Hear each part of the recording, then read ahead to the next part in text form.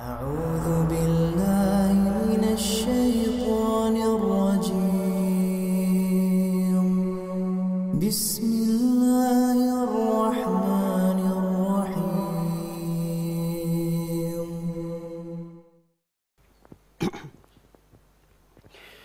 إن الحمد لله نحمده ونستعينه ونستغفره ونعوذ بالله من شرور أنفسنا ومن سيئات أعمالنا من يهده الله فلا مضل له ومن يضلل فلا هادي له أشهد أن لا إله إلا الله وحده لا شريك له وأشهد أن محمدا عبده ورسوله لا نبي ولا رسول بعده يا أيها الذين آمنوا اتقوا الله حق تقاته ولا تموتن إلا وأنتم مسلمون يا أيها الناس اتقوا ربكم الذي خلقكم من نفس واحدة وخلق منها زوجها وبث منهما رجالا كثيرا ونساء واتقوا الله الذي تساءلون به والأرحام إن الله كان عليكم رقيبا يا أيها الذين آمنوا اتقوا الله وقولوا قولا سديدا يصلح لكم أعمالكم ويغفر لكم ذنوبكم ومن يطع الله ورسوله فقد فاز فوزا عظيما أما بعد فإن أصدق الحديث كتاب الله وخير الهدي هدي نبينا محمد صلى الله عليه وسلم وشر الأمور محدثاتها فإن كل محدثة بدعة معاشر المسلمين jamaah salat Jumat yang berbahagia.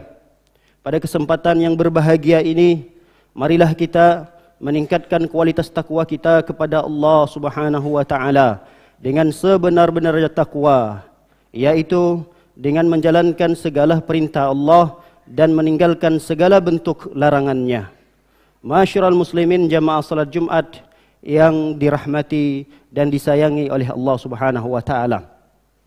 Di antara dosa-dosa yang selalu ditahzir, yang selalu diberikan peringatan oleh para ulama adalah dosa kesyirikan. Kita tahu bahawa syirik ini terbagi kepada dua, ada syirik kecil, ada syirik besar. Namun yang sering terjadi pada umumnya, yang sering masyarakat terjatuh padanya adalah kesyirikan kecil.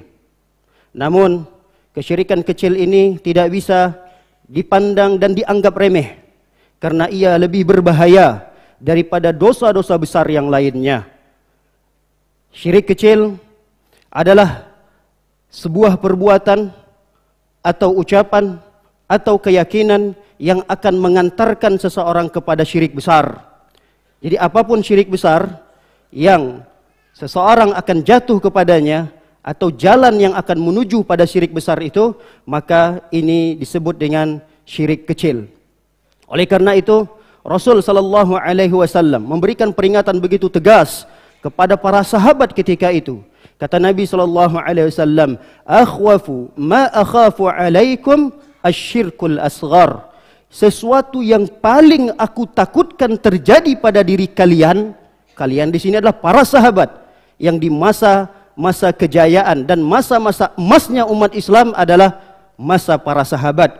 Tapi ketika itu Nabi SAW memberikan peringatan besar, peringatan yang begitu tegas kepada para sahabat. Sesuatu yang paling aku takutkan, khawatir terjadi pada diri kalian adalah asyirkul asghar, yaitu syirik kecil.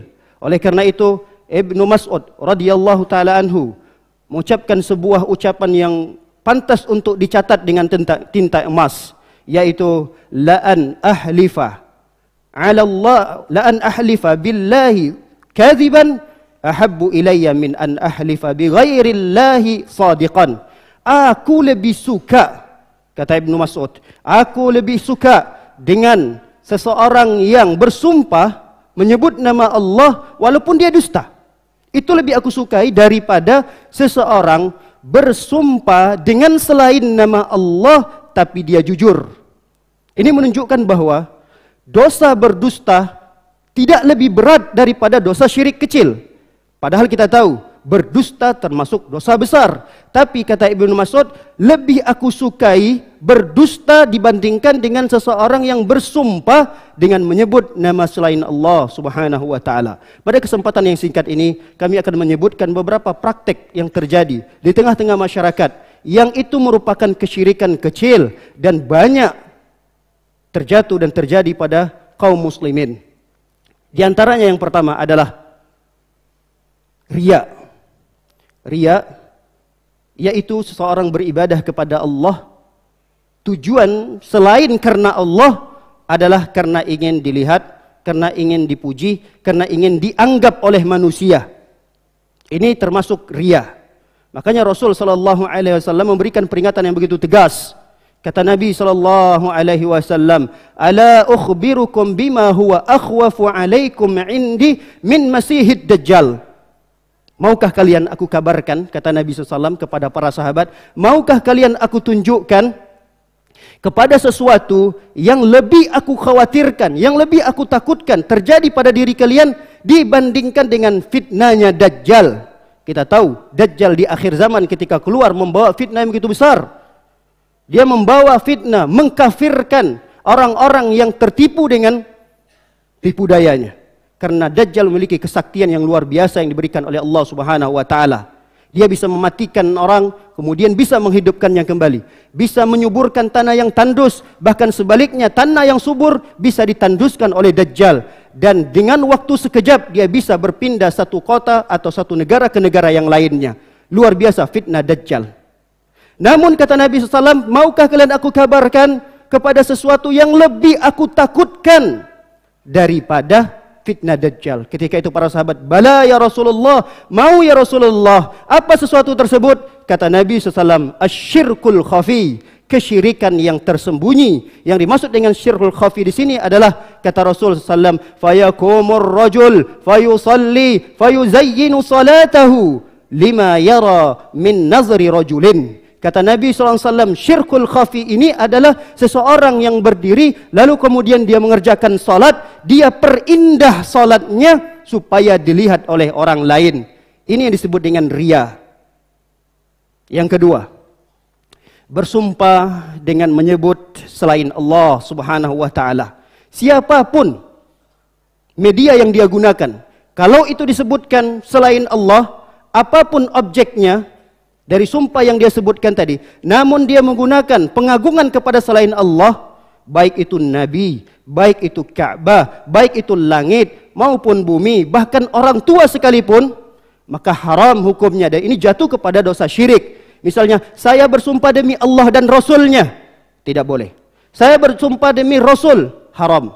Saya bersumpah demi langit dan bumi, saya bersumpah demi orang tua saya. Ini bersumpah kepada selain nama Allah Subhanahu wa taala yang akan menjadikan seseorang jatuh kepada syirik kecil. Rasul sallallahu alaihi wasallam bersabda, "Man halafa bi ghairillahi faqad kafar aw asyrak." Siapa orang yang bersumpah kepada selain nama Allah, maka dia jatuh kekufuran atau jatuh kepada kesyirikan. Kenapa bersumpah kepada nama selain Allah syirik? Karena sumpah itu definisinya adalah menguatkan sesuatu objek pembicaraan dengan menyebutkan sesuatu yang diagungkan. Kami ulangi. Definisi sumpah adalah menguatkan sesuatu objek pembicaraan dengan menyebutkan sesuatu yang diagungkan. Sedangkan pengagungan ini adalah merupakan ibadah.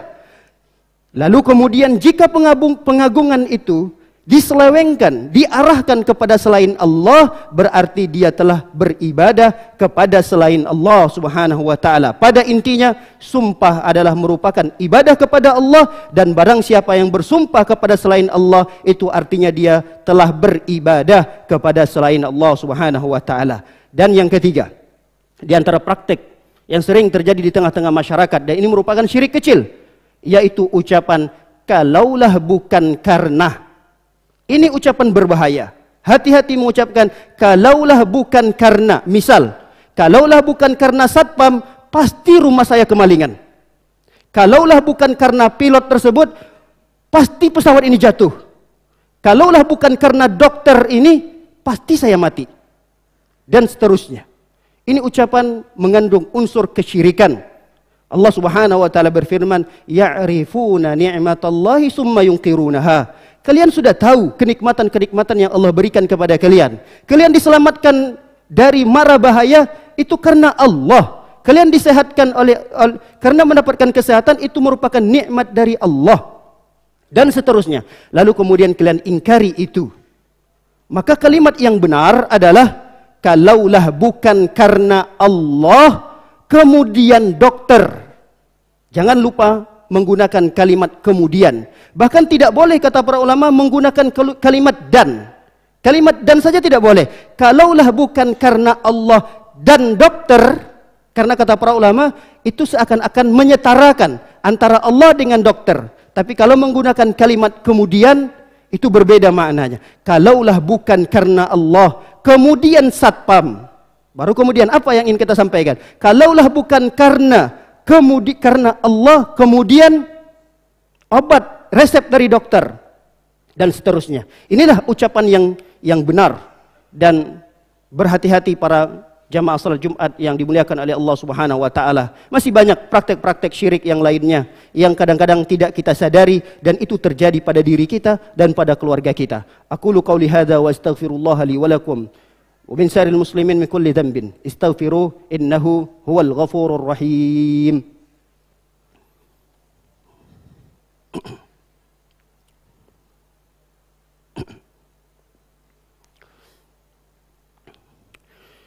Alhamdulillahi ala ihsanih wa syukulahu ala taufiqihi wa amtinanih. Ashhadu an la ilaha illallah wahdahu la syarika la ta'ziman li sya'nih wa ashhadu anna Muhammadan 'abduhu wa rasuluhu ad-da'i ila ridwani wa sallallahu wa sallam wa baraka alaihi wa ala alihi wa ashabihi wa ikhwani. Masyarul muslimin jamaah salat Jumat yang berbahagia. Para ulama menyebutkan syirik kecil ini lebih tersembunyi dibandingkan dengan jejak semut hitam di atas batu yang hitam di malam gelap gulita. Seakan-akan ada pesan yang tersirat yang disampaikan oleh para ulama bahwa syirik kecil ini adalah suatu perbuatan yang sulit untuk terhindar dan sulit untuk dihindari. Saking sulitnya, dia lebih tersembunyi dibandingkan dengan jejak semut yang hitam di atas batu yang hitam di malam gelap gulita. Tidak bisa kita bedakan mana jejak semut tersebut. Tidak bisa kita lihat.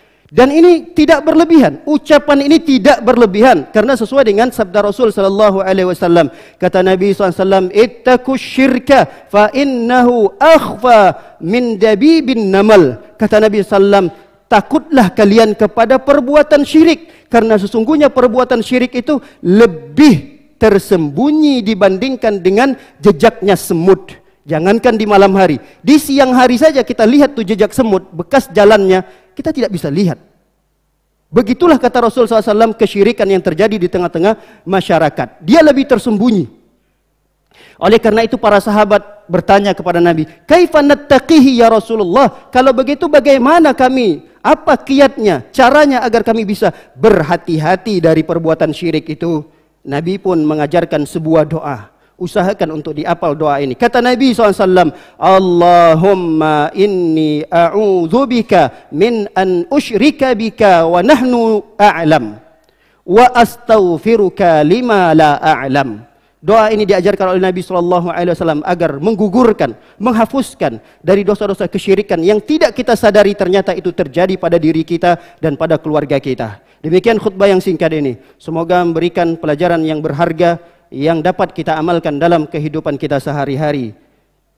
Inna Allaha wa malaikatahu yusalluna 'alan nabi ya ayyuhalladzina amanu sallu 'alaihi wa sallimu taslima. Allahumma salli 'ala Muhammad wa 'ala ali Muhammad kama sallaita 'ala Ibrahim wa 'ala ali Ibrahim innaka Hamidum Majid. Allahumma barik 'ala Muhammad wa 'ala ali Muhammad kama barakta 'ala Ibrahim wa 'ala ali Ibrahim innaka Hamidum Majid. Allahumma ighfir lil muslimina wal muslimat wal mu'minina wal mu'minat al ahya'i minhum wal amwat bi rahmatika ya arhamar rahimin. Allahumma inna na'udzu bika min an nusyrika bika wa nahnu na'lam اللهم إنا نعوذ بك من أن نشرك بك ونحن نعلم ونستغفرك لما لا نعلم ربنا آتنا في الدنيا حسنة وفي الآخرة حسنة وقنا عذاب النار وصلى الله على نبينا محمد وعلى آله وصحبه وسلم أجمعين. آخر دعوانا الحمد لله رب العالمين.